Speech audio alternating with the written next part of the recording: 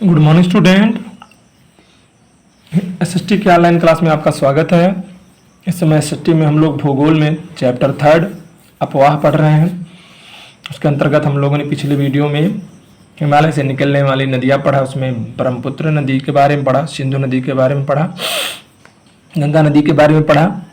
आज हम लोग प्रायद्वीपीय भारत यानी दक्षिण भारत की तरफ जो बहने वाली नदियाँ हैं, या कह सकते हैं जो वो नदियाँ पढ़ेंगे जो हिमालय से नहीं निकलती हैं। ठीक है ना। प्रायद्वीपीय भारत में पश्चिमी घाट द्वारा मुख्य जो जल विभाजक का निर्माण होता है, जो पश्चिमी घाट के पास उत्तर से दक्षिण की ओर स्थित है।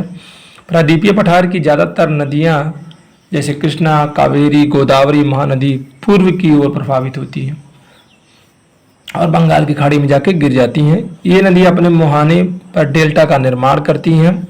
पश्चिमी घाट से पश्चिम में प्रभावित होने वाली कई छोटी छोटी धाराएं हैं। इसमें आपकी जो दो बड़ी नदियां हो तापी और नर्मदा ही हैं, जो पश्चिम की ओर प्रभावित होती हैं, यानी पूर्व से पश्चिम की ओर, और ज्वार नदमुख बनाती हैं।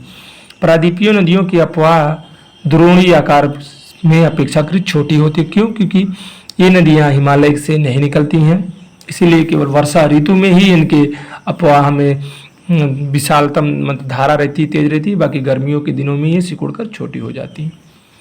ठीक है ना। तापी द्रोणी, तापी नदी का जो उद्गम स्थान है वो मध्य प्रदेश के बैतूल जिले में सतपुड़ा की पहाड़ियों की से निकलती है। यह पश्चिम की ओर एक अभ्रंश घाटी में बहती है। अभ्रंश मतलब होता है जिसे लगता है कि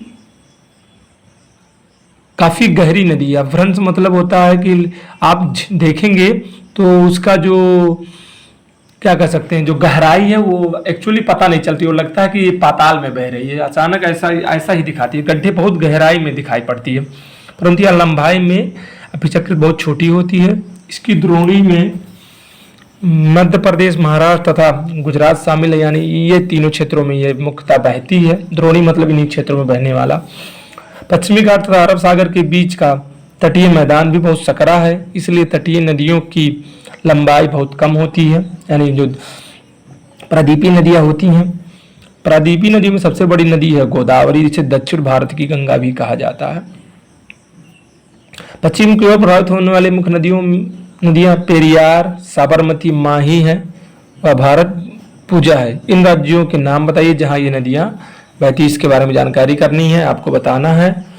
अगला है नर्मदा द्रोणी। नर्मदा नदी का उद्गम स्थान मध्य प्रदेश की पहाड़ियों अमरकंटक के पास से हुआ है। यह नदी पश्चिम की ओर बहकर एक अभ्रंश घाटी में प्रवेश कर सकते हैं। तो क्वेश्चन बनता है कि भारत के ऐसी नदियों को नाम बताइए जो अभ्रंश घाटी का निर्माण करती हैं।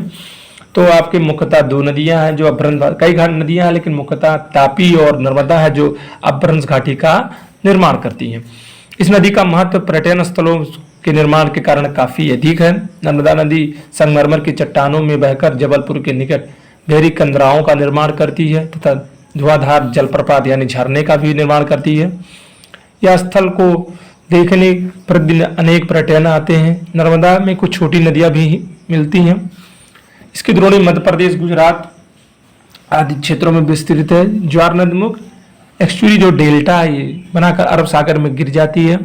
मध्य प्रदेश के आर्थिक विकास में इस नदी का विशेष महत्व है, अतः इसके शुद्धिकरण का जन आंदोलन चलाया जा रहा है।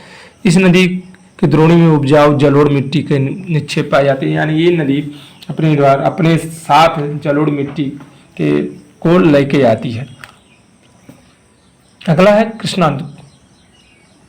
कृष्णा बेसिन यानी कृष्णा द्रोणी या कृष्णा नदी कहाँ कहाँ किन क्षेत्रों में बहती है। कृष्णा नदी जो है महाराष्ट्र के पश्चिम घाट के महाबलेश्वर के पास से एक स्रोत से निकलती है और 1400 किलोमीटर पूर्व की ओर प्रभावित होकर बंगाल की खाड़ी में जाकर गिर जाती है। इस नदी की द्रोणी में जल का प्रयोग के लिए नागार्जुन सागर बांध बनाया गया है। कृष्णा नदी की द्रोणी का विस्तार महाराष्ट्र में, कर्नाटक और आंध्र प्रदेश के राज्यों में पाया जाता है। तुंगभद्रा, कोयना, घाट प्रभा, मूसी और मीमा कृष्णा नदी की सहायक नदियां हैं। पूर्व की ओर बहने पर यह नदी विजयवाड़ा के निकट श्री सेलम पहाड़ियों में महाखड्डक से आगे बढ़कर पंजा आकार का एक विशाल डेल्टा बनाती है।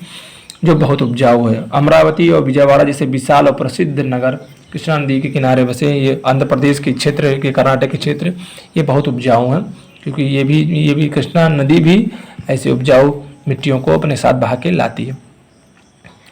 कावेरी द्रोणी, कावेरी नदी का उद्गम स्रोत पश्चिम घाट की ब्रह्मगिरी श्रृंखला से है, यानी ब्रह्मगिरी से निकलती है। इसकी लंबाई लगभग 760 किलोमीटर है। यह नदी तमिलनाडु राज्य के कुड्डलूर के दक्षिण में बहकर बंगाल की खाड़ी में जाकर गिरती है।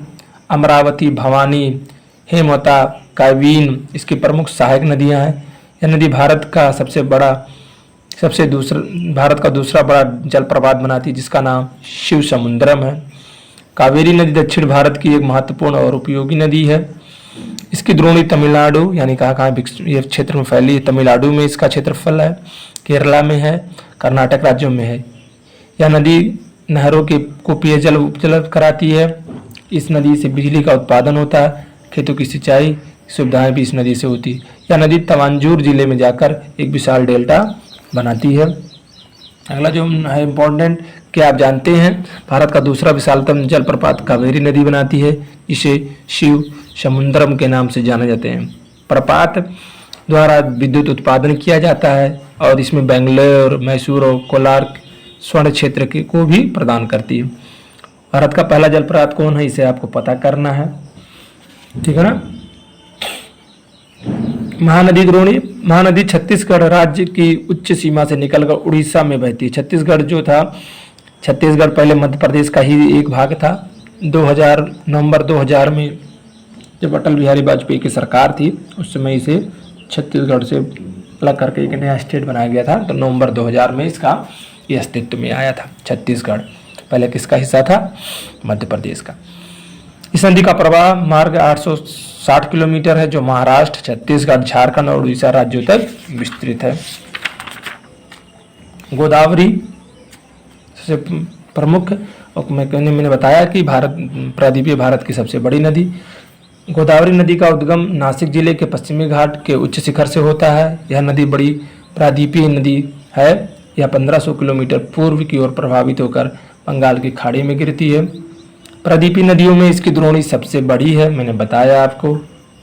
पूर्णा, वर्धा, मांजरा, पेनगंगा, वेनगंगा, प्राहिंता गोदावरी की सहायक नदियां हैं। गोदावरी नदी की द्रोणी का विस्तार महाराष्ट्र में, नदी द्रोणी का 50% भाग महाराष्ट्र में है। मध्य प्रदेश, आंध्र प्रदेश, उड़ीसा राज्यों में पाया जाता है। प्रायद्वीपीय की यह सबसे बड़ी और उपयोगी नदी दक्षिण की गंगा कहलाती है, जिसमें मैंने आपको बताया था।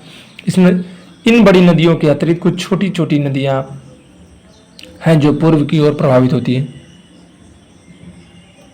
इनके कुछ महत्वपूर्ण वैतरणी, स्वर्ण रेखा, दामोदर तथा ब्राह्मणी नदियां हैं, जो इस स्थिति में अटलस से ज्ञात किया जा सकता है, ठीक है ना।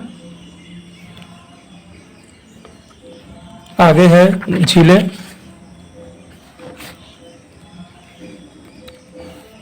झीलों को हम आगे पढ़ेंगे अगले